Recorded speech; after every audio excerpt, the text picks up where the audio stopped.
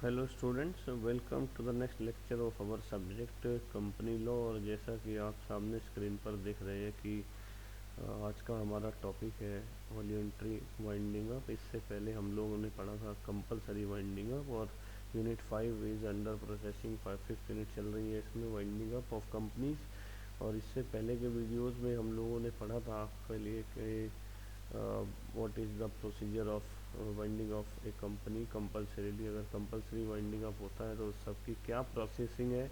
और उसी यूनिट में हमारा आज का टॉपिक है वॉल्यूंटरी वाइंडिंग अप। तो जैसा कि आप सभी जानते हैं कि वॉल्यूंटरी मीन्स होता है अपनी इच्छा से। तो वाइंडिंग अप का पिछला टॉपिक जिसमें हम लोगों ने पढ़ा था कि कंपलसरी वाइंडिंग अप जो कि ट्रिब्यूनल के थ्रू होता है। ये वाइंडिंग अप जो आज हम पढ़ेंगे वॉल्यूंटरी मीन्स अपनी इच्छा से जो वाइंडिंग अप होता है कंपनी के मेंबर्स के थ्रू या क्रिएटर्स के थ्रू, उसकी क्या प्रोसेसिंग रहती है, वो सब आज के इस टॉपिक में हम लोग पढ़ेंगे। तो let us start the topic of today, voluntary winding up. तो जैसा आपके सामने मेंशन है, एक कंपनी में be bound of voluntarily under the following circumstances कि इन दो कंडीशंस में कंपनी जो है बाउंड होती है कि वो वॉल्यूंटरी वाइंड अप कर दे। when the period if any fixed for the duration of the company by the articles has expired, or the event if any on the happening of which the company is to be dissolved as per the articles happens, and the company passes a resolution to wind up the company voluntarily। तो जैसा कि आपके सामने point 1 में mention किया गया है कि when the period if any fixed, अगर कंपनी बनाते समय आर्टिकल्स में कोई पीरियड फिक्स किया गया था कि इसकी वर्किंग इतने ड्यूरेशन के लिए होगी, इतने पीरियड के लिए होगी, और वो ड्यूरेशन, वो पीरियड जो है एक्सपायर हो जाता है, पूरा हो जाता है, ख़त्म हो जाता है, तो कंपनी को वाइंड अप करना होगा। और द इवेंट, और कोई ऐसा इवेंट जिस पर कंपनी कुछ किसी इवेंट पर बेचती है, and that event happens, then the company is to be dissolved as per the articles happens, and the company passes a resolution to wind up the company voluntarily।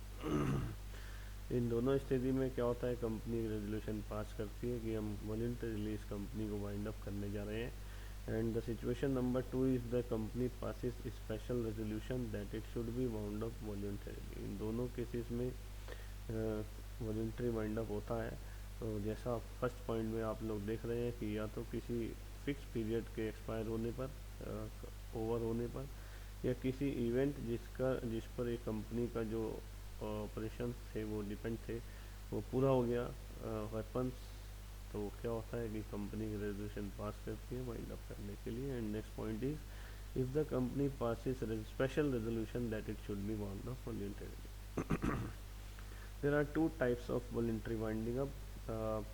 जैसा पहले भी हम लोगों ने पढ़ा है कि वॉलंटरी वाइंड अप दो तरीके से हो सकता है। First one is there members voluntary winding up, and second one is there creditors voluntary winding up. तो मेंबर्स वॉलंटरी वाइंडिंग अप में क्या होगा, where the company is solvent and its directors make a declaration of solvency in the prescribed manner, it is called members voluntary winding up. जहाँ पर company solvent है और इसके directors ने declaration of solvency दिया है। Solvency means ability to pay all its debts, और वो सॉल्वेंसी डिक्लेरेशन एक प्रिस्क्राइब्ड मैनर में होता है, then it is called members voluntary winding up. And creditors voluntary winding up where the company is unable to pay its debts and its directors can not make a declaration of solvency in the prescribed manner, it is called creditors voluntary winding up. जब company अपने debts को पे करने में able नहीं है और इसके डायरेक्टर्स कोई डिक्लेरेशन ऑफ सॉल्वेंसी नहीं क्रिएट करेंगे, then it is called creditors voluntary winding up. तो there are two methods of voluntary winding up, first one is members voluntary winding up and other one is creditors voluntary winding up. तो पहले हम बात करेंगे first type of voluntary wind up, that is members voluntary winding up. तो members voluntary winding up में पहले भी बता चुका हूँ, इसी स्लाइड में आप देखें कि where the company is solvent and its directors make a declaration of solvency in the prescribed manner, it is called members voluntary winding up. तो इससे रिगार्डिंग जो प्रोविजंस हैं हमारे, provisions applicable to members voluntary winding up, that is appointment of liquidator and fixing his remuneration. मैंने पिछले videos में बताया था कि लिक्विडेटर इज़ ए पर्सन जो लिक्विडेशन के पूरे प्रोसेस को कंप्लीट करता है। तो appointment of liquidator and fixing is remuneration, तो that is the first point जो कि प्रोविज़न है इसमें आपका मेंबर्स वॉल्यूंटरी वाइंडिंग अप में सबसे पहला यही है कि after the company has pass the resolution for voluntary winding up, it shall at the same meeting appoint one or more liquidators and also fix his or their remuneration. तो that is the first provision कि इनको पहले liquidator को appoint करना होगा और उसके remuneration को फिक्स करना होगा। Next point is boards power ceases on appointment of liquidator. कभी कभी क्या होगा, all the powers of the board, managing director and manager etcetera shall cease except in so far shall cease except is insofar as they are necessary for the purpose of giving notice of such appointment to the registrar or insofar as the company general meeting or the liquidator may sanction the continuance thereof। तो second provision है कि board की power है कि वो liquidator के appointment को cease कर दे। Third is their filling up of vacancy in the office of liquidator in case a vacancy is caused by that resignation और अदरवाइज। अगर कोई वैकेंसी क्रिएट होती है डेथ की वजह से, रेजिग्नेशन की वजह से और अदरवाइज किसी भी और वजह से in the office of the liquidator appointed by the company, then company can fill up the vacancy in its general meeting. तो उस वैकेंसी को कंपनी अपनी जनरल मीटिंग में फिल कर सकती है। द मीटिंग में be convened for this purpose by any contributory और बाय एनी कंटिन्यूइंग लिक्विडेटर। तो कंट्रीब्यूटरी क्या होता है ये अभी हम आगे के वीडियोस में क्लियर करेंगे, नेक्स्ट वीडियोस में what is contributory. Point number 4 is notice of liquidators appointment to registrar. ये यहाँ पर मिस प्रिंट है रजिस्टर की जगह, आप लोग इसको रजिस्ट्रार पढ़ेंगे। नोटिस ऑफ लिक्विडेटर्स अपॉइंटमेंट, जो भी अपॉइंट किया जाएगा लिक्विडेटर उसकी एक सूचना, उसका एक notice that should be given to the registrar within 10 days of the appointment. ये एक इंपॉर्टेंट पॉइंट है कि जो नोटिस रजिस्ट्रार के पास भेजा जाएगा, प्रोवाइड किया जाएगा, वो notice with in 10 days of appointment of liquidator भेजा जाना चाहिए। तो यही मैं बता रहा हूँ आपको, notice of liquidators appointment must be given to the registrar within 10 days of appointment. Such notice is also required to be given in case of filling up of a vacancy in the office of the liquidator। दोनों case में notice required है, that should be provided to the registrar in both the situation। Point 5 is their power of liquidator to accept shares etc. The liquidator may accept share policies or like interest in consideration of the sale of the business of the company to another company if a special resolution is passed by the company to this effect and the interest of any dissenting member has been purchased at a price determined by agreement or by arbitration। The liquidator has a power to accept shares etc. और like consideration, जो भी उसके according suitable है वो उसको accept कर सकता है। Next point is duty to call creditors meeting in case of insolvency.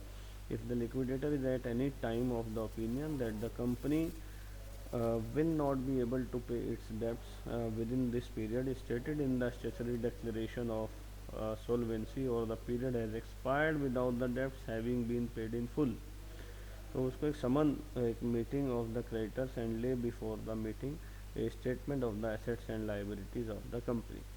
ये सब चीज़ें उसको मीटिंग से पहले तैयार करनी होंगी, जो भी कंपनी का स्टेटस है, एसेट्स और लाइबिलिटीज़ का, उन सबको फॉर्म करना होगा। Next is there duty to call creditors meeting in case of insolvency के बाद duty to call general meeting at the end of each year.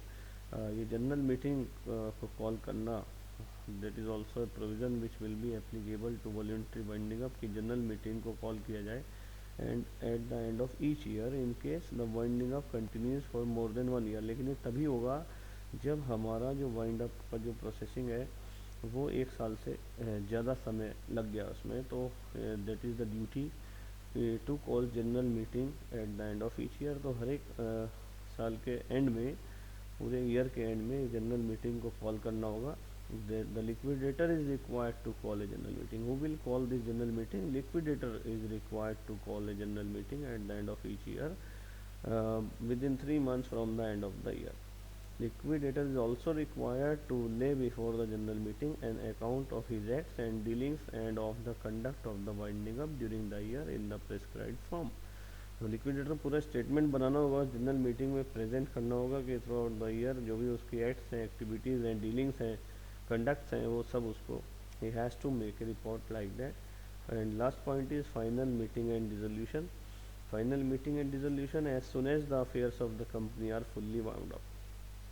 जैसे ही कंपनी के अफेयर्स फुल्ली वाउंड अप हो जाएंगे, as soon as the affairs of the company are fully wound up, liquidator is required to make up an account of the winding up and call a general meeting. तो liquidator क्या करना है कि accounts of winding up, uh, he has to make up an account of the winding up and call a general meeting, और एक general meeting को call किया जाएगा of the company to lay down these accounts before it. Such a meeting has to be called by advertisement specifying the time, place and object of the meeting, published not less than 1 month before the meeting in the official gazette and in some newspapers circulating in the district of the registered office of the company. तो ये final meeting होती है, final general meeting, जिसमें कि वो अपनी total wind up activities को show किया जाएगा और उसके बाद डिसोल्यूशन के प्रोसेस को फॉलो किया जाएगा। Within a week after the meeting, meeting के एक हफ्ते के अंदर अंदर the liquidator shall send to the registrar and the official liquidator a copy each of the account and shall make a return to each of them of the holding of the meeting and of the date of the meeting। ये सारी information वहाँ पर पहुँचाना that is mandatory to the liquidator. तो ये सब provisions हैं जो कि अप्लाई किए जाते हैं। This provisions are applicable to members voluntary winding up. First is appointment of liquidator and fixing is remuneration, boards power ceases on appointment of liquidator, filling up of vacancy in the office of liquidator, notice of liquidator's appointment to registrar, power of liquidator to accept the shares, duty to call creditors meeting in case of insolvency, duty to call general meeting at the end of each year, final meeting and dissolution. So these are the provisions applicable to members voluntary winding up।